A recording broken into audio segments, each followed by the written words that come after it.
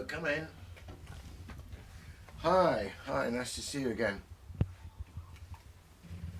So what I thought we might do today, I've been just sitting, in a bit of a daze first thing in the morning, but looking around the room and enjoying my pictures. Of course, I've never been in, so I thought we might just do a little tour of the pictures. I'll just come and show you over here. I've never been in your house or study, so I don't know what that's like, but I'm sure that you have certain pictures on the wall or photos or images up there somewhere that just tell a story or speak to you or have memories, and it's a bit like that for me. So I'll just give you a quick tour just for the fun of it. I love sitting in my chair and looking at this.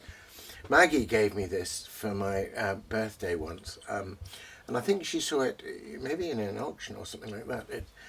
Anyway, it's two beautiful sprit sail barges, 10 barges, but if you come closer and look at it, it's entirely made out of wood. It's inlaid wood. This is all marquetry. Somebody's worked out the reflections of the boat and put the wood.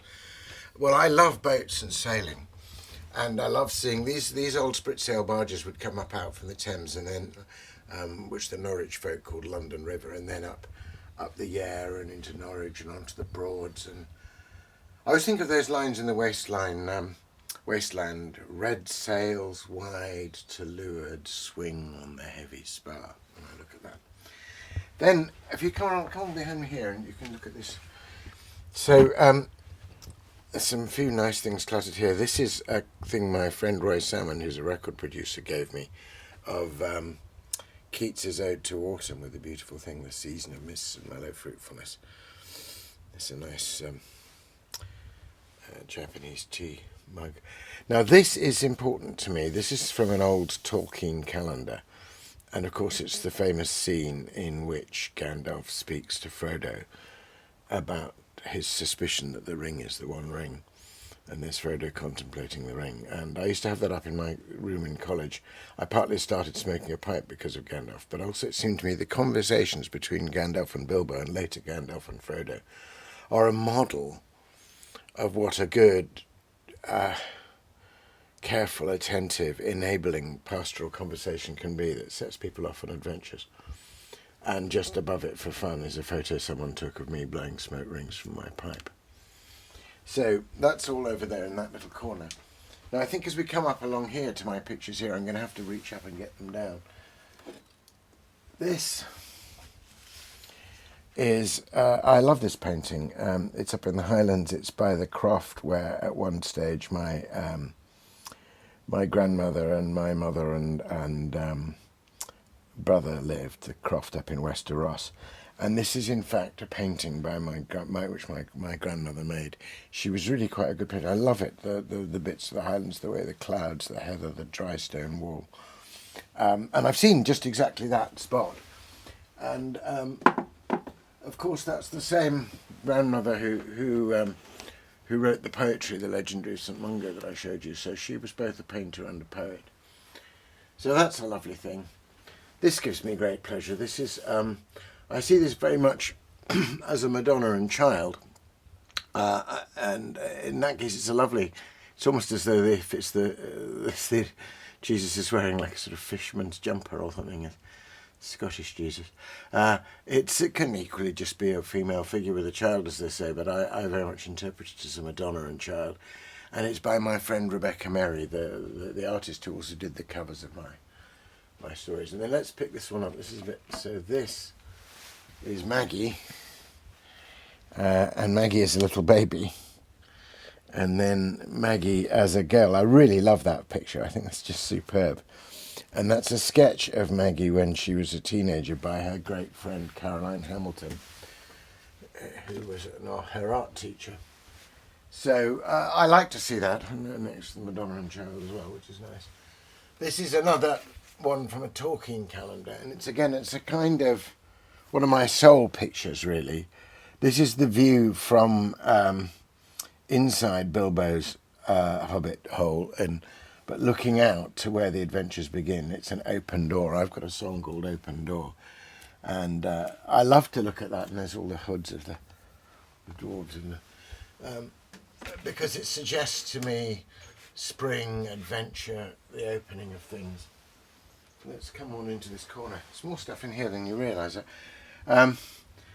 That's a nice photo, which was taken at a place called Laity Lodge in Texas, of two great friends of mine with whom I collaborated. This is the composer, Jack Redford, and this is the artist, Bruce Herman. And together we worked on a wonderful project called Ordinary Saints, which consists of paintings by Bruce, musical compositions by Jack, and poems by me, all around the theme of the paintings themselves and what it is to be present and face to face with one another.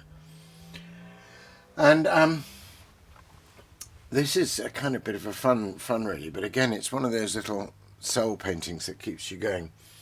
It's painted by Fay Hall, a Canadian artist I admire, who also works for my friend Steve Bell, the singer-songwriter. And what happened was I was in Edinburgh, and rather to my amazement, this was back in 2015, I think, I was reading poetry as part of the festival. That somebody, Claire Henderson Davis, had taken my poems on the Passion, my sonnets on the Stations of the Cross, and made an amazing piece of dance art choreography out of them. And I recited the poems as part of it, and we ended up doing 3 nights at the cathedral in Edinburgh. And that was the time when I first began to think, do you know, maybe I could really be a poet. I could really be like a full-time poet. I wouldn't just be this thing I did on the side. And I was thinking those very thoughts when I happened to be walking up a street in Edinburgh. And on this piece of street furniture, like randomly, in fact, I think that piece of street furniture, interestingly, is a telephone exchange, which is very appropriate. It's all about communication. Just graffitied was the word poet. And I looked at it, and I just felt like a confirmation. And I did that thing you're never supposed to do, which is like I gave my mobile phone to a complete stranger as she was passing and said, could you please take a photo? And she did, and I got my phone back. And I put the photo on Facebook. And this artist, Fay Hall, saw it and thought there was really something in it and made this amazing painting. And I like it. I like the way it's a bit raggedy and street, and it's not too posh, but, you know, the graffiti. But I have it there to remind me that that's what I've committed to do, is to be a poet. But to be a poet who's accessible and available and there on the street, and not just, you know, up on some dusty library bookshelf.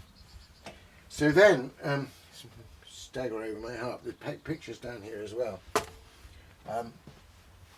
Up here, maybe I'll have to get this one down as well and show it to you. This is another, well, all these paintings mean a lot to me. It's very dusty here. I don't know if you can see that. So this is a painting I made myself. I did some watercolour classes with Maggie. Maggie's much better at it than I am. But I had been to Venice with my mother after my father died. My mother and I did a trip to Venice, which was to have been a trip she would have done with my father, and I went with her. And I loved Venice, and I loved all the water everywhere and being afloat.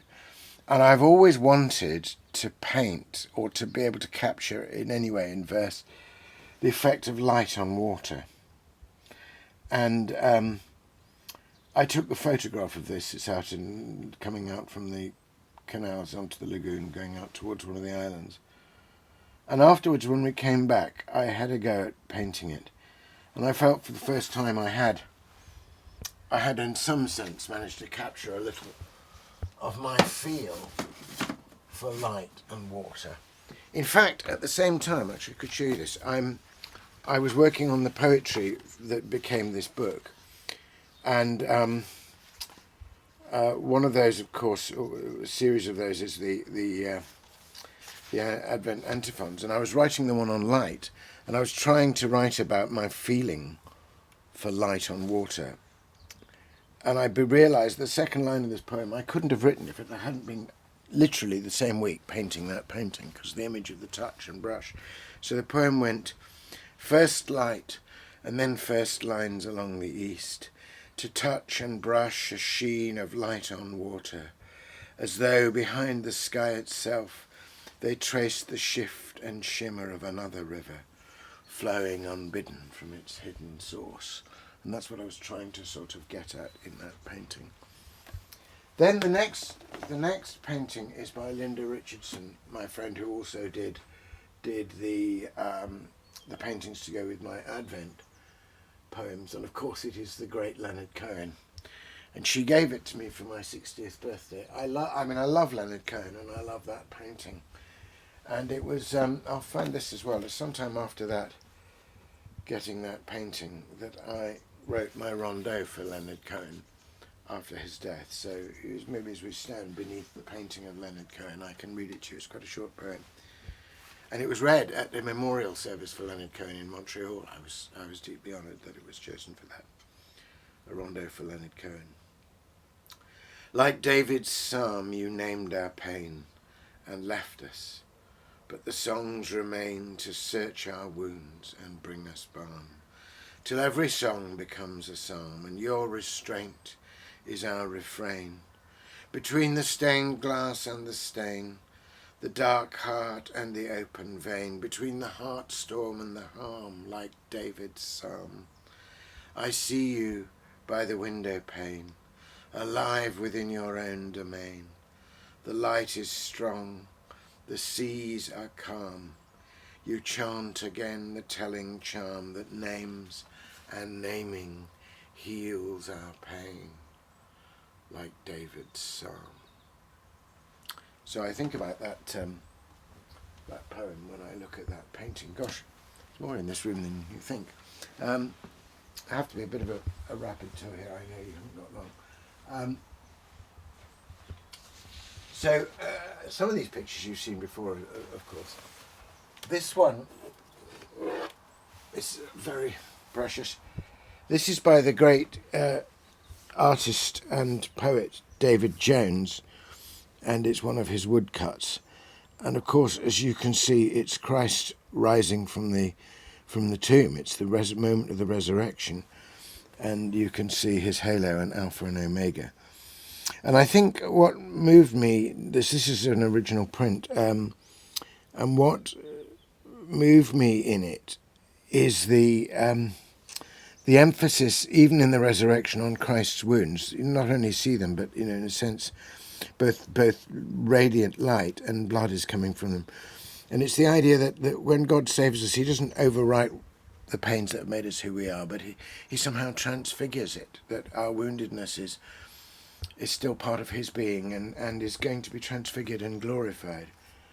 Those wounds yet visible above in beauty glorified. So,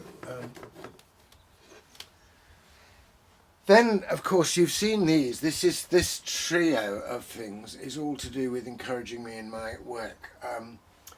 So Rebecca Mary's covers for Sounding the Seasons on the one hand and the new David's Crown on the other. And then right above my desk here, Roger Wagner's amazing, beautiful miniatures to go with my quarantine quatrains. And then on my desk, so if I've got these artists there, I've got a trio of things. That's a Roger Wagner window. But on the desk here, I've got a trio of things all by the same artist, by the Northern Irish artist Ross Wilson, and they're all gifts from him. I mean, amazingly generous man. So there's the young C.S. Lewis, that place of great inspiration. There's this wonderful image of a bird on the spray, which is kind of almost three-dimensional. You kind of look in. You can look. It's almost like a box. You can sort of look into the bird at different angles, which Ross was inspired to do when he was reading my quarantine quatrains, the same poems that inspired Roger Wagner. So it's amazing to feel that poems generated the paintings. And then he also sent me, as I showed you the other day, this lovely little piece, this well-read Shakespeare with the letters of the alphabet, the well-read bard for Malcolm. And there's R.S. Thomas, the great Welsh poet, priest poet. So Rebecca Mary's things, Roger Wagner's things. Directly above me is my brass rubbing, or my stone rubbing of Coleridge's Epitaph. I'd shown you that before. Coleridge, of course, is just a great inspiration to me. Stop, Christian passer-by, stop, child of God, and read with gentle breast. Beneath this sod a poet lies, or that which once seemed he. O lift one thought in prayer for STC. It's to remind me of how inspiring Coleridge is for me, and I suppose it's also to remind me of mortality. And then I'm going to move this across for a minute to reveal this is one of the most precious things I own, and I bought this with the money I got or some of the money I got as an advance for writing my book on Coleridge. This is again David Jones, but in a different style.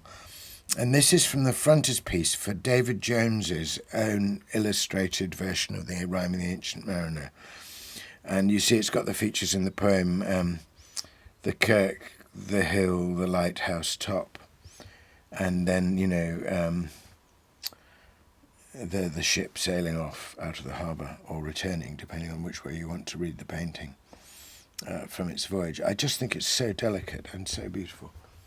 And of course I spent a long time, as it were, mentally and imaginatively on a voyage with Samuel Taylor Coleridge as I wrote my book, Mariner, A Voyage with Samuel Taylor Coleridge. And then lastly up here is another Roger Wagner, which I've shown you before, of the angels at the harvest, as it were. It's the kind of thinking of the harvest of the end of the world. But the angels reaping and the beauty of the golden corn and the amazing numinous quality of their wings, and the wonderful tree with the dark, contrasting dark on one side and the light on the leaves. As I've said before, I think Roger is the sort of Samuel Palmer of our time. So there you have it. Thanks for dropping round. I sit here, I can see, actually, literally, just by turning my head, I can see everything I've just shown you. And I sometimes just sit here and contemplate it and remember the things and draw forth the stories. And sometimes I even get inspired to write something new because of that. Anyway, thanks for dropping round.